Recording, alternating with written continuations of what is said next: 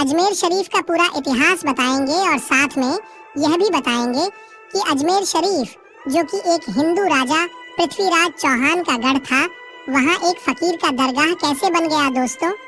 अजमेर में उस वक्त एक मंदिर हुआ करता था जो अजमेर का सबसे बड़ा मंदिर हुआ करता था और वह मंदिर सिर्फ राजाओं और रानियों की पूजा के लिए खास हुआ करता था।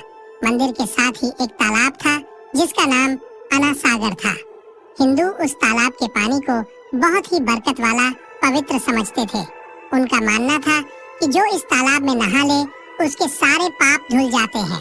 उस मंदिर में रात को इतने ज्यादा दिए जलाए जाते थे कि सिर्फ एक ही रात 3.5 मन तेल उन दियों में इस्तेमाल होता था। आसपास के गांव देहात मंदिर के नाम थे और इन देहातों की आमदनी मंदिर पर खर्च हुआ करती थी। मंदिर में हजारों नौकर थे जिनका काम आने वाले लोगों की सेवा और देख रेख करना था और वह बताया करते थे कि कौन सा भगवान बेटे देता है और कौन सा देवता सेहत और तंदुरुस्ती देता है और किस मूर्ति की पूजा करने से दौलत बढ़ती है। ख्वाजा गरीब नवाज रहमतुल्लाह अल वहां आए और अना सागर की कुछ दूरी पर चटाई बिछाकर अपने मुरीद के साथ बैठ गए। असर का वक्त था, लिहाजा आप ख्वाजा साहब ने हजरत कुतुबुद्दीन रहमतुल्लाह अलैह से अजान देने को कहा। कुफर शिर्क से भरे अजमेर में अल्लाह के एक होने और हजरत मोहम्मद सल्लल्लाहु ताला अलैहि वसल्लम के रसूल होने का यह पहला ऐलान था। वहाँ रहने वाले लोग इस्लाम के बारे में कुछ भी नहीं जानते थे। चुनांचे अजान की आवाज सुनकर वह हैरान हुए और अपने घरों से निकलकर सब ख्वाजा गरीब नवाज और उनके मुरीद को देखने लगे और अना सागर के पास भीड़ लग गई। ख्वाजा गरीब नवाज और उनके मुरीद ने अना सागर के पानी से वजू किया और नमाज पढ़ना शुरू कर दिया। सब हिंदू हैरान रह गए। वह सोच रहे थे कि सब भगवान तो मंदिर के अंदर है, तो ये लोग खड़े होकर कौन से भगवान के आग झुक रहे हैं। शाम हुई तो राजा के ऊंट जो दिन में चरने के लिए गए थे अपने चरवाहों के साथ वापस आने लगे। इत्तेफाक की बात थी कि जहां हजरत ख्वाजा गरीब नवाज बैठे थे वह जगह राजा के ऊंटों के बैठने की जगह थी। चरवाहों ने बाबा साहब से कहा कि ओ बाबा साहब, यहाँ से उठिए क्योंकि यह जगह राजा के ऊंटों के बैठने की जगह है।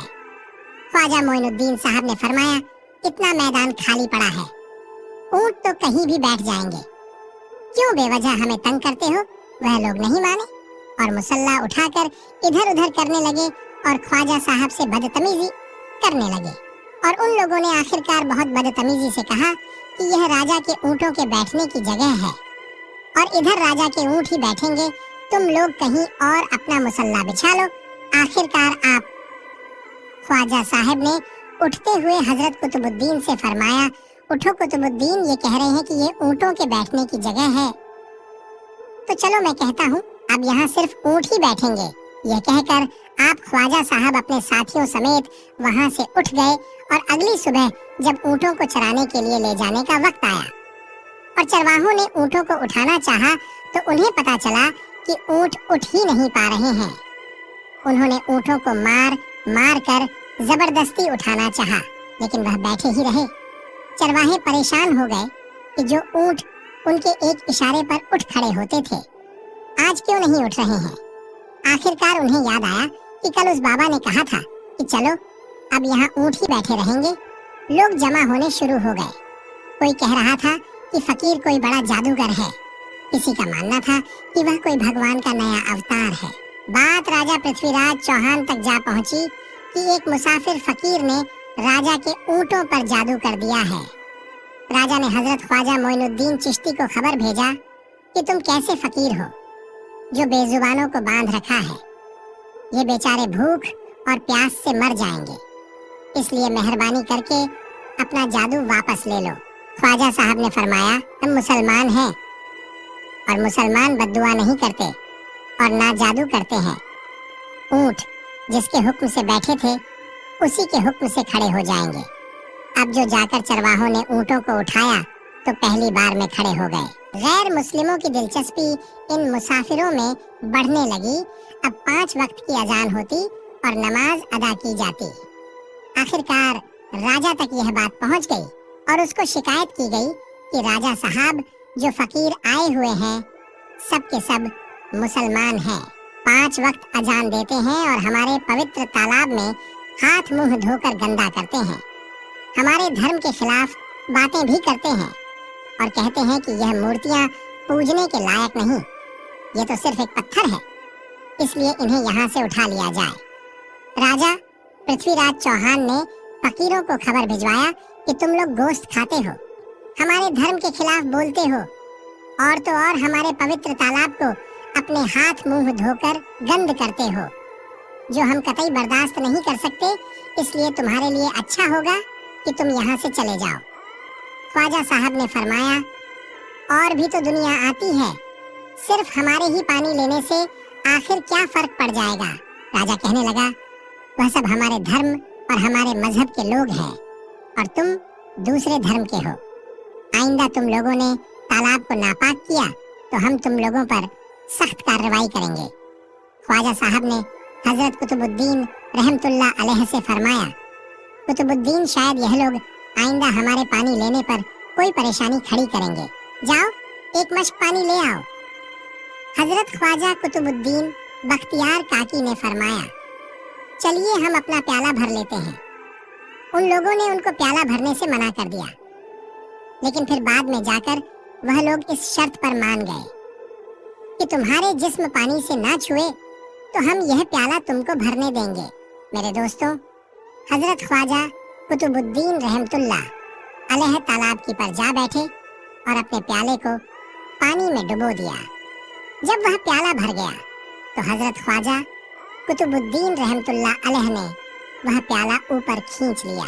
लेकिन फिर क्या था, जब वह प्याला पानी से बाहर आया, अना सागर का सारा पानी सूख गया और अना सागर की तह में सूखी रेत उड़ने लगी। मानो ऐसा मालूम हो रहा था कि अना सागर उस छोटे से प्याले में समा गया है। अना सागर को सूखना था कि पूरे अजमेर में कोहराम मच गया, मोहल्ले में चीख पुकार और आहों की आवाजें शुरू हो गईं। वह लोग रो रहे थे और कह रहे थे कि जो पाप हम अना सागर में नहाकर धोते थे और पापों से छुटकारा पा लिए करते थे, अब हम क्या करेंगे? अब हम पापों का बोझ कहाँ लिए फिरेंगे?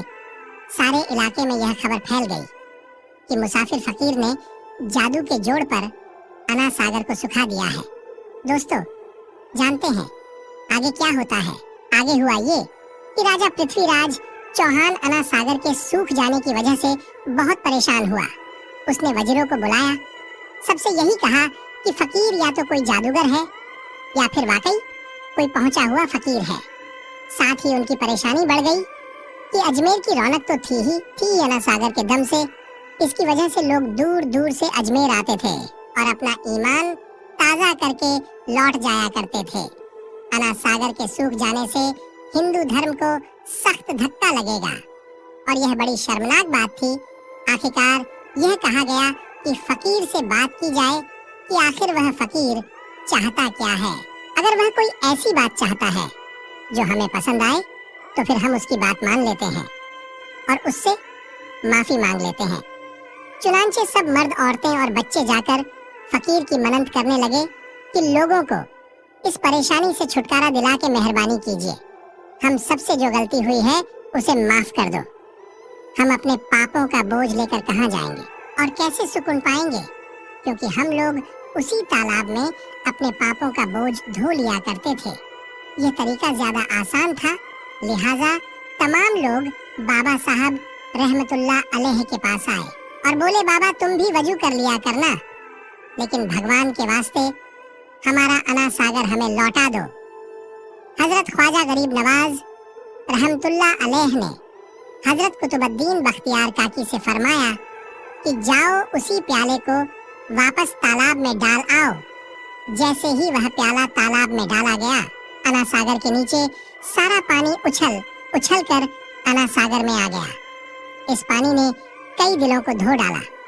हिंदू कौम के इतिहास की किताबों में भी हिंदू इतिहास के लिखने वाले इस बात को मानते हैं कि उस शाम 32,000 गैर मुस्लिम कलमा पढ़कर मुसलमान हो गए। उन गैर मुस्लिमों के मुसलमान हो जाने से हिंदू पंडितों और आम हिंदुओं पर भी गुस्से का तूफान खड़ा हो गया और वह सोच में पड़ गए कि फकीर अगर कुछ दिन और रहा तो देवी देवताओं का नाम लेने वाला कोई नहीं रहेगा।